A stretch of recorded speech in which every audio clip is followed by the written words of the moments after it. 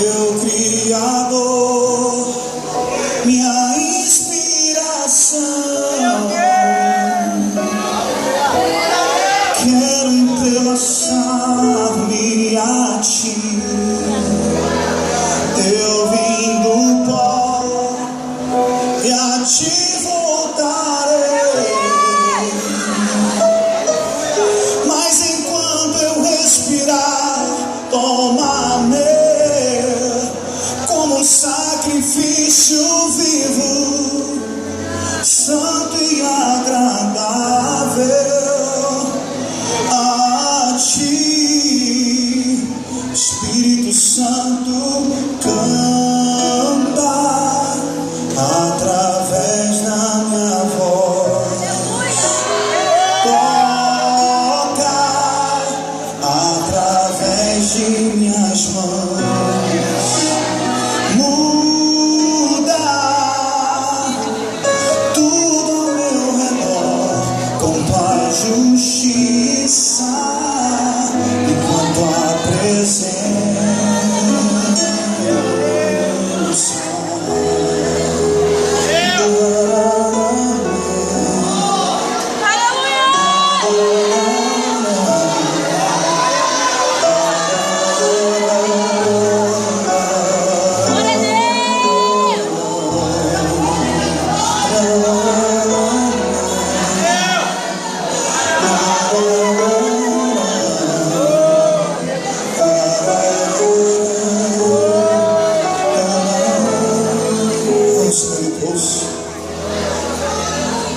Uma história que eu quero contar, eu preciso que você me dê 5 minutos de atenção.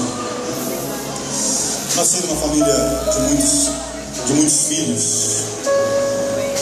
Eu tenho 10 irmãos, eu sou o 11º e último, sou mais novo. Nasci numa família muito pobre. Atrapalha se eu vir aqui para frente.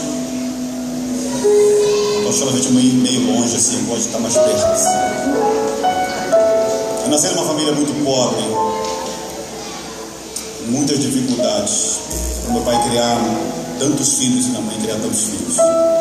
Com 6 meses de idade eu tive paralisia infantil, perdi os movimentos da cintura para baixo. Durante 3 anos eu não andei, eu me rastejava pelo chão com o apoio dos meus braços. São histórias difíceis, são histórias tristes. Estudei escola pública a vida toda. Você lembra daquele negócio de quichute? Eu não sei se tem hoje quichute ainda, mas existe ainda quichute? Não mais, né? Graças a Deus, né? Todo mundo hoje, Nike, jaquetas, coisa linda.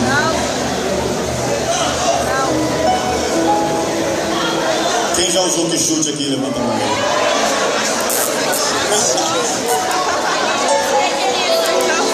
Até hoje eu queria saber por que tinha aquele cadastro tão grande. Eu tinha que amarrar na canela e dar várias voltas. O chute era barato, não sei se era barato. Era baratinho o chute, né? Onda, né? Onda. Bamba, conga e que chute. Isso era clássico. Não, já era muito um negócio mais elitizado, não era uma coisa. Mas para a escola era o tal do chute, né? Eu dava. Pois é, você tem uma noção de como é que era a minha história? Eu não tinha nem dinheiro para comprar chute para mim. Eu nunca tive um chute. Se ainda fabricasse, eu acho que eu compraria um hoje, só para usar, só para satisfazer a minha vontade de ter um chute, porque eu nunca tive um chute. Era uma dificuldade muito grande. Era aquele negócio de comprar um sapato e orar para o pé não crescer durante o ano, porque o sapato tinha que durar o ano todo. Se crescesse, não, já era. Eu cortava a beirinha do sapato assim para os teus dedos irem para fora. Mas deixa eu dizer uma coisa para você, querido. Eu poderia ter baseado a minha vida e a minha história nas situações difíceis que eu já vivi na minha vida. Doença, família pobre, o último da família. Você sabe que para as famílias de uma época, da minha época, não é da família dos que tem 10 Mas é aquele negócio de, era tão difícil que a roupa do mais velho, que já não dava mais o mais velho, passava para o mais novo. Não tinha esse negócio? Quem já usou roupa do irmão mais velho? Levanta, para não ficar feio para mim. Fala para mim. Não usou não? Você é o mais velho, você pegava roupa nova, Agora atenção, eu era o último. Então imagina o que vinha para mim. Década de 90 usando roupa da década de 60, de 70, sei lá. Usando roupa dos Beatles na época, década de 90. Eu poderia basear a minha vida nas histórias ruins, tristes que aconteceram comigo. Mas deixa eu te contar uma outra coisa. Existe um outro lado da minha história. Meu pai e minha mãe, quando eu nasci, já eram servos de Deus. Eles me criaram nos caminhos do Senhor desde que eu era bem pequenininho. Minha mãe fazia culto nos lares. Antes mesmo de ir para a escola, eu já tinha decorado alguns salmos: Salmo 23, Salmo 91, Salmo 40. Minha mãe orava comigo todo dia. Meu pai me ensinou a temer ao Senhor e amar a palavra de Deus. Meu pai e minha mãe cantam, os meus irmãos cantam, tocam violão. Eu aprendi a cantar e a tocar dentro de casa, tocando os hinos da igreja.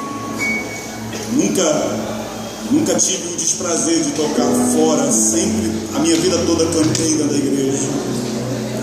As minhas amizades eram amizades da igreja. Fui envolvido e criado nesse ambiente. E eu decidi viver a minha vida baseado nesse lado da minha história. Todos nós, por pior que seja uma história de alguém, ninguém tem só história triste para contar, queridos. Ninguém tem só história triste para contar. Por mais crítica que tenha sido a tua história, alguma coisa boa você viveu, não tem certeza. Alguma coisa boa você pode tirar da tua história.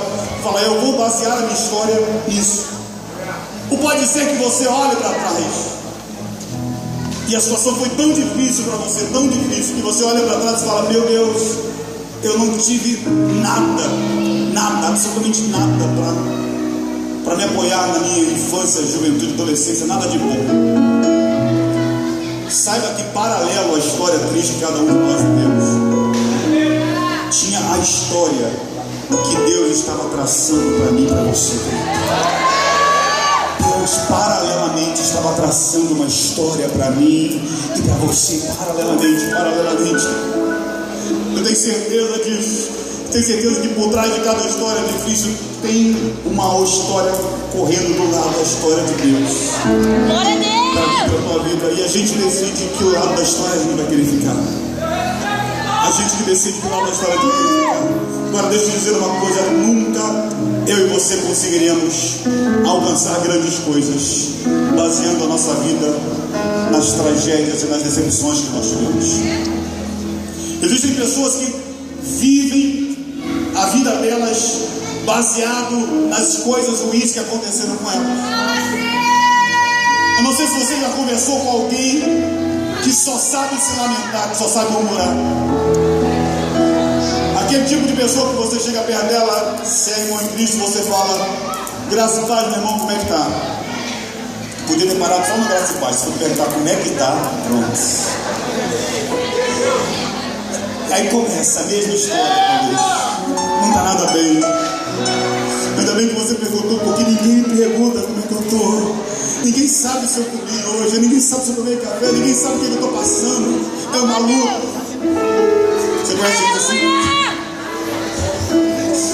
Agora pensa comigo, tenta imaginar comigo.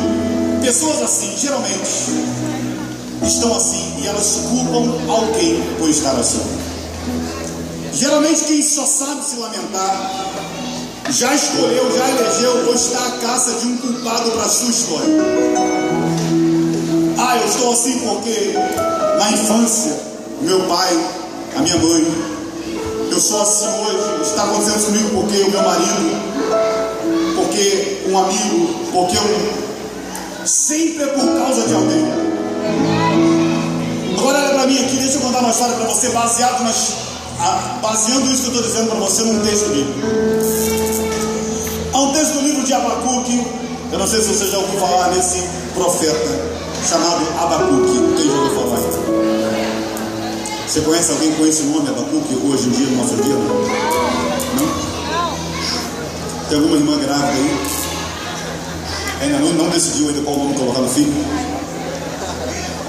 Você está grávida, irmã? É homem? Não sabe ainda? Mês que vem vai saber. Já tem um nome, se for homem já sabe. Mais ou menos. Abacuquezinho. Não coloque Abacuque.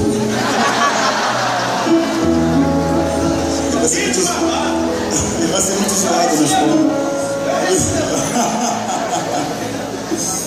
Abacuque, ele não tinha o nome dos mais bonitos. Não era Daniel, José, Davi. São nomes fáceis de falar. Abacuque. Imagina na escola a zoação em cima do tal do Abacuque. Ele não tinha o nome dos mais bonitos. A gente está falando isso na nossa cultura, obviamente. Mas ele estava vivendo um momento em Israel que Israel estava apostatando de Deus. Israel estava voltado para a idolatria, para a adoração de outros deuses. Se levanta o profeta Jeremias e fala: se a nação não se arrepender, Deus vai levar a nação presa, a nação cativa. Abacuque, mesmo sendo um profeta de Deus, ele ouve aquela profecia, acredita naquela profecia e começa a se desesperar por causa do povo, porque ele começa a perceber que as crianças de Israel estão crescendo já não mais com os costumes de um povo escolhido por Deus. A gente vive hoje numa sociedade, irmão, que se você deixar teu filho ser educado pela televisão e na escola, possivelmente você vai perder o teu filho. Possivelmente você vai perder teu filho. Não dá para deixar a educação hoje dos nossos filhos assim.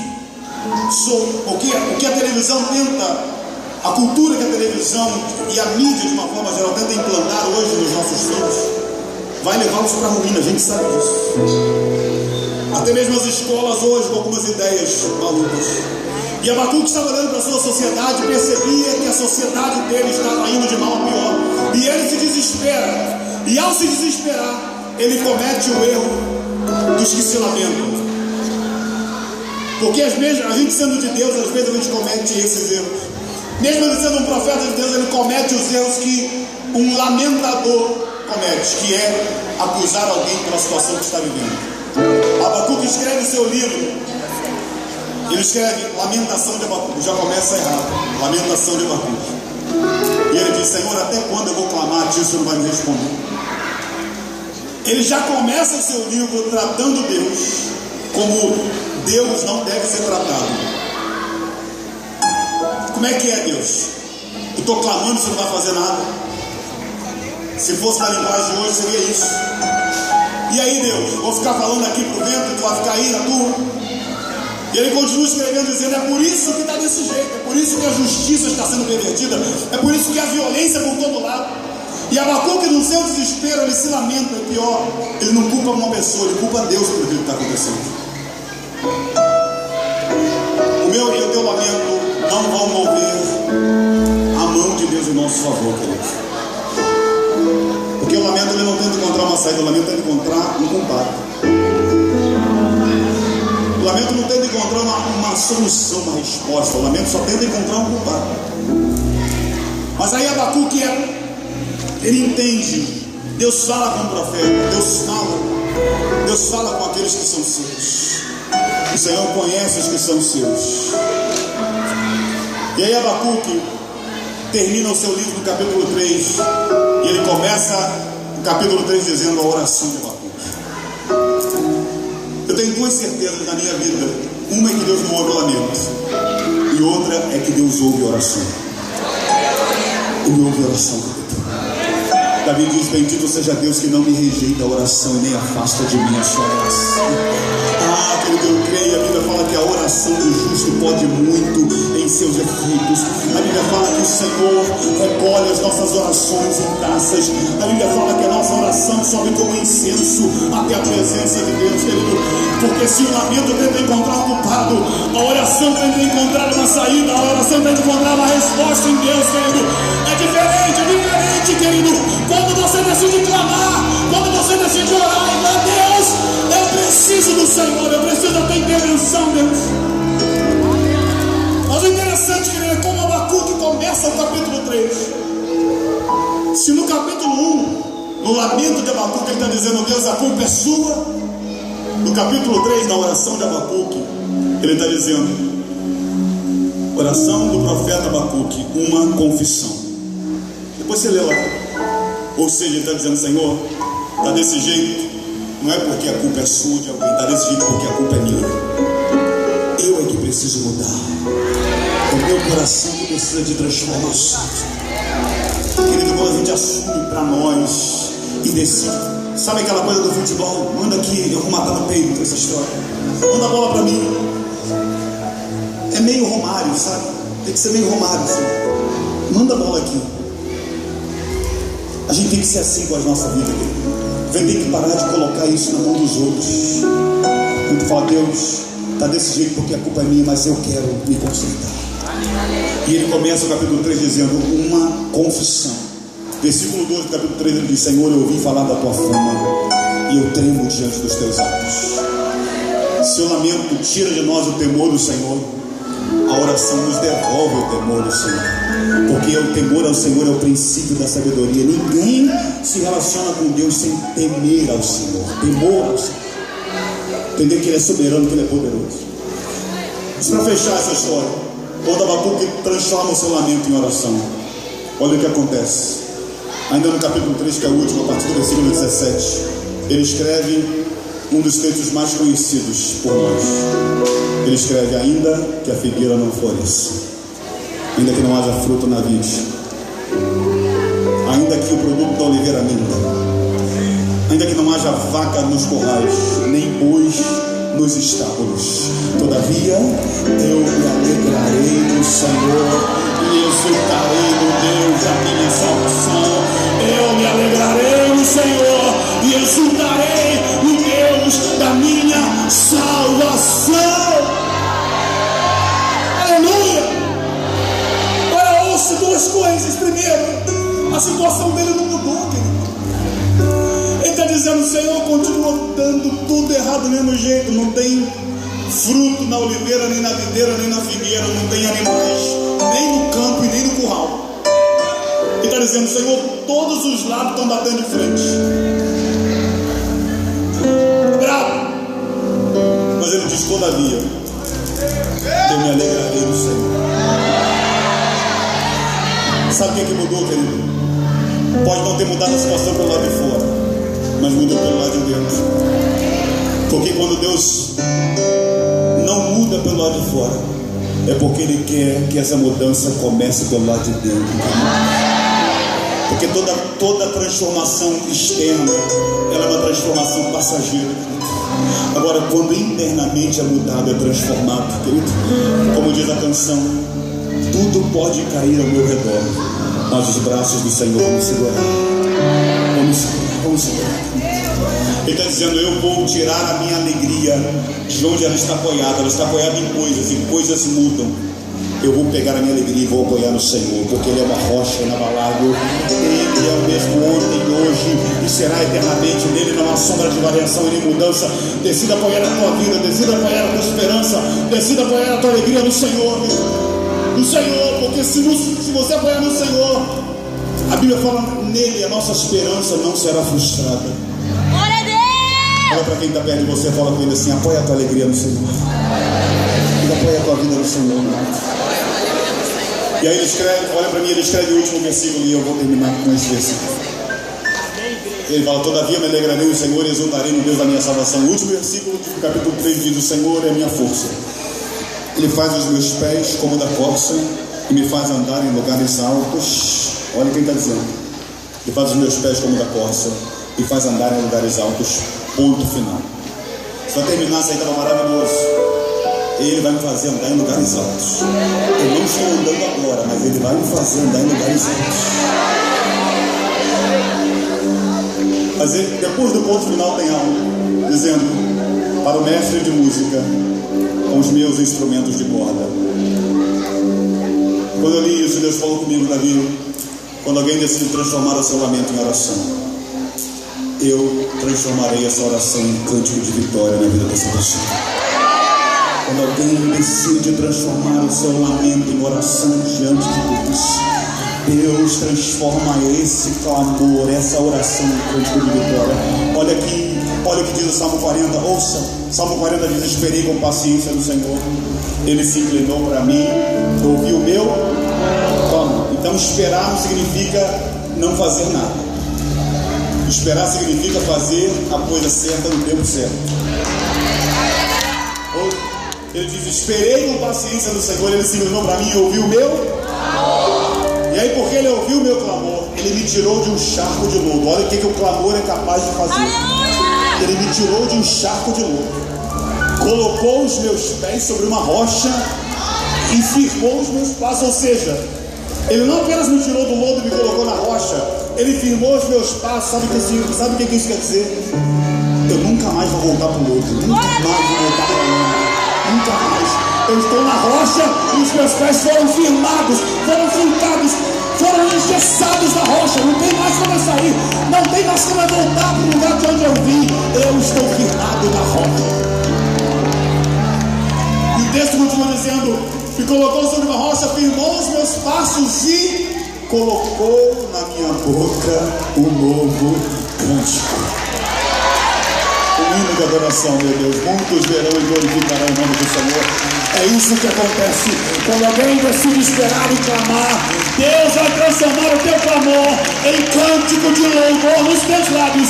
E esse cântico de louvor nos teus lábios, querido, vai abençoar a vida de muita gente, vai fazer com que muita gente adore ao Senhor. Porque o Salmo 40 diz: muitos verão e glorificarão o nome do Senhor.